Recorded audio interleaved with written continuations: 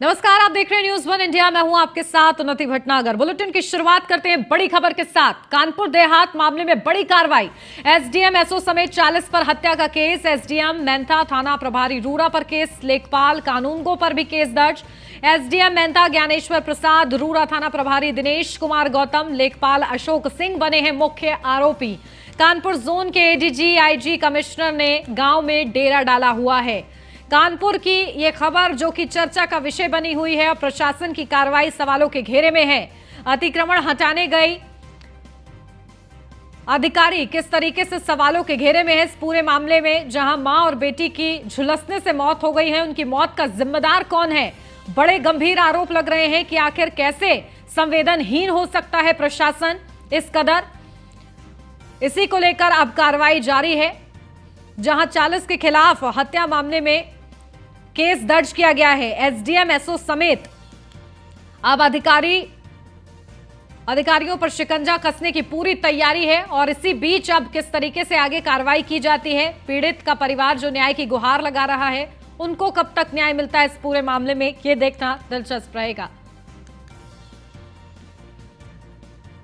UP का bulldozer पूरी दुनिया में प्रदेश की ब्रांडिंग कर रहा है, लेकिन अफसरशाही की मनमानी से इसे यूपी में ही बदनाम कर दिया गया। मामला कानपुर देहात का है, जहां अतिक्रमण हटाने पहुंची राजस्व विभाग की टीम के सामने ही मां बेटी जिंदा जल गई और अधिकारी खड़े होकर सिर्फ तमाशा देखते रहे। वो दोनों जलती रही और अफसर तमाशा देखते रहे। वो चीखती और चिल्लाती रही, लेकिन अफसर के दिल नहीं पसीजे।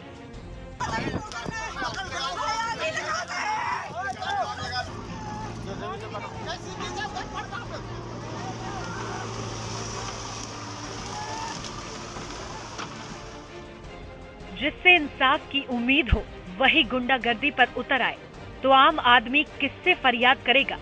तस्वीरें कानपुर देहात के मेथा तहसील के मड़ौली गांव की हैं, जहां राजस्व विभाग की टीम लाव लश्कर के साथ अतिक्रमण हटाने पहुंची थी, लेकिन प्रशासन की टीम के सामने ही मां बेटी जिंदा जलकर खाक हो गई और अफसर तमाशा देखते रहे।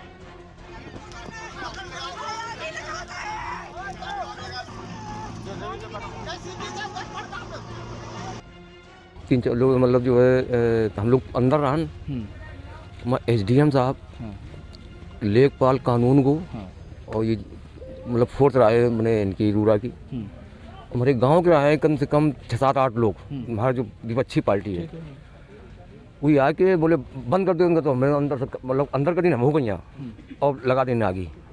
अब लगा दें तो कई सौ जो है अपन इधर उधर करके निकल आए और जब निकले तो जेसीबी दबवा दी दबा जिस घर में आप लोग घुस गए थे बंद करा दिया। हाँ जेसीबी जो है अंदर मतलब जो है दबा दी और दबा के ये लोग सबको भाग खड़ एकदम। आग कैसे लगी?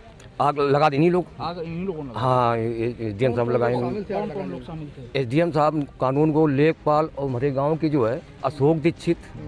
प्रशासन का दावा है कि गांव के रहने वाले कृष्ण गोपाल ने ग्राम सभा की जमीन पर कब्जा करके झोपड़ी डाल रखी थी, जिसकी शिकायत मिलने के बाद राजस्व विभाग की टीम तहसील से मौके पर पहुंची। इसी दौरान झोपड़ी में आग लग गई। गांव के लोगों का दावा है कि मौके पर मौजूद पुलिस और प्रशासन की टीम ने आग बुझाने की जगह तमाशा देखना मुनासिब समझा। हैरानी की बात यह है कि प्रशासन के सामने दिल दहला देने वाली वारदात हो गई, लेकिन प्रशासन के लोग अब भी अपनी गलती मानने को तैयार नहीं है। उल्टे मां बेटी पर ही आरोप लगा रहे हैं। आज जिला प्रशासन की एक टीम जो है यहाँ पर अवैध अतिक्रमण की सूचना पर आई थी और उसी के क्रम में ये एक बहुत ही दुखद घटना यहाँ पर घटित हुई है। इसकी जानकारी पर हम सभी लोग यहाँ पर आए हैं। गांव में सभी लोगों से संवाद स्थापित किया गया है, बातचीत की गई है, घटनाक्रम को जाना गया है और इसकी क्या पृष्ठभूमि है इसके बारे में भी पूरी तरह से पता किया जा रहा है, अन्वेषण किया जा रहा है। घर वाले जो हैं, जो पीड़ित पक्ष है, उसकी जो भी वो तहरीर देंगे उस तहरीर पर कार्रवाई करते हुए जो विधिक कार्रवाई आगे की जानी है वो सख्ती से की जाएगी। किसी भी दोषी को इसमें छोड़ा नहीं जाएगा। जो एक घटना हुई है बहुत ही दुखद घटना है इसमें और पूरा परिवार के साथ संवेदनशीलता सभी लोगों का है और आप देखेंगे तो यहाँ पे सभी लोग हैं इसमें, उस परिवार के इसको देखते हुए।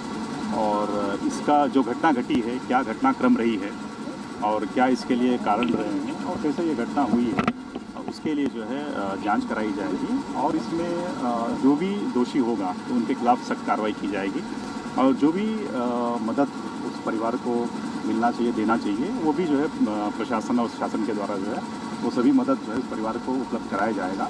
और डिटेल इंक्वायरी के बाद जो भी इसमें गलत पाया जाएगा तो उसके खिलाफ जो भी नियमानुसार कार्रवाई है, प्रभावी कार्रवाई इस पर की जाएगी और परिवार को भी जो है जो भी सुरक्षा परिवार को भी चाहिए, सुरक्षा भी जो है परिवार को उपलब्ध कराया जाएगा। इस पर सभी वरिष्ठ अधिकारी भी यहाँ पे साथ में हैं और माननीय जनप्रतिनिधि भी यहाँ पे साथ में हैं। ये वही कानपुर देहात है जहाँ के डीएम के डांस का वीडियो कुछ दिन पहले ही खूब वायरल हो रहा था।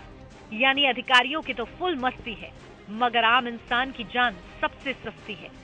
सवाल उठता है कि क्या अधिकारियों के इस रवैये से सरकार की छवि खराब नहीं हो रही? Bureau report, news 1 India. सरकार चाहे जितनी भी कसरत कर ले, प्रशासन चलाने का काम नौकरशाही का है। और जब वही नौकरशाही ये ठान कर बैठ जाए कि उसे हाथ पैर नहीं चलाना है, अपनी मनमानी करनी है, तो सरकार की छवि पर सवाल उठने तय है।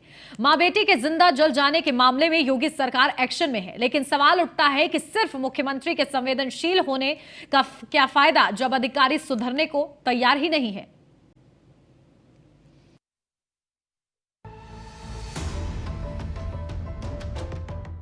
वाह डीएम साहब, आपकी कला को सल्यूट है, मगर शायद अपने मातहतों को आप इंसानियत की कला सिखाने से चूक गए, वरना वो माँ बेटी आज जिंदा होती जिनकी चीखें सुनकर भी आपके अधिकारियों के दिल नहीं पसीजे। आप तो सरकार का हिस्सा हैं, फिर सरकार की मंशा के खिलाफ कैसे चली गई? अब जब सब कुछ खत्म हो गया है तो सफाई देने का क्या फायदा? डीएम साहिबा, शायद आप भूल गई हैं कि बुलडोजर बाबा गरीबों के दिलों में बसते हैं। ऐसे में अगर गरीबों को तकलीफ होती है तो योगी जी का दिल करहा उठता है।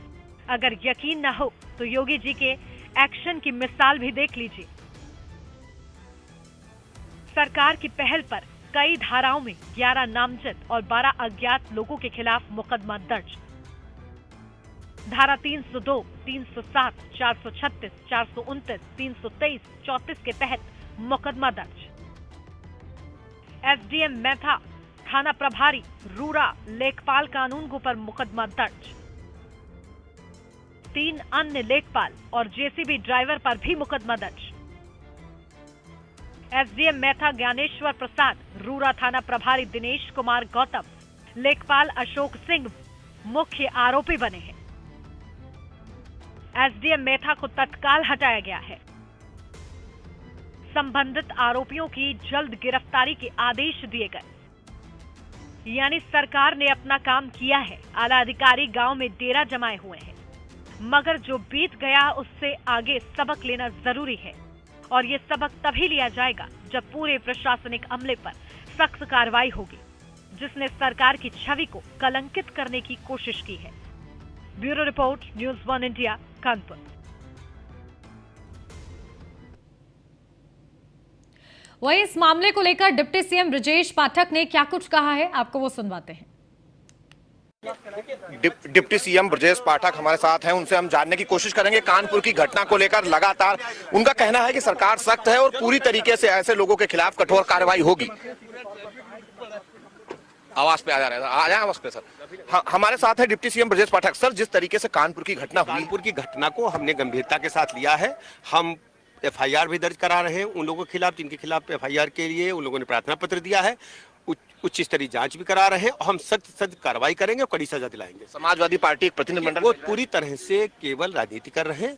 हम पीड़ित बच्चे के साथ खड़े हैं, पूरी सरकार खड़ी है, उनको न्याय दिलाएंगे। वो कह रहे हैं ब्राह्मणों के साथ गलत हो रहा है। देखिए, ये इस प्रकार की राजनीतिक वितंडा फैलाना विपक्षी दल कर रहे हैं। इतने ऐसे दुखद अवसर पर कृपया राजनीति न करें। बड़े अफसरों पर भी कार्रवाई होगी। हाँ जरूर, हम जांच करा रहे हैं, किसी को नहीं छोड़ेंगे। धन्यवाद। ये है डिप्टी सीएम ब्रजेश पाठक जो बता रहे हैं कि जो भी दोषी अफसर होगा, चाहे वो कोई भी हो, उस पर कार्रवाई की जाएगी और सरकार लगातार इस पूरे मामले को गंभीरता से ले रही है। पूरे मामले की जांच होगी, विस्तृत जांच होगी, जिन अफसरों पर कार्रवाई हुए उनके अलावा भी जो दोषी अफसर होंगे उनके खिलाफ कार्रवाई की जाएगी। समाजवादी पार्टी केवल राजनीति कर रही है। कैमरामैन अमित शाहनी के साथ मैं इसके वाजपेयी, न्यूज़ 1 इंडिया, लखनऊ।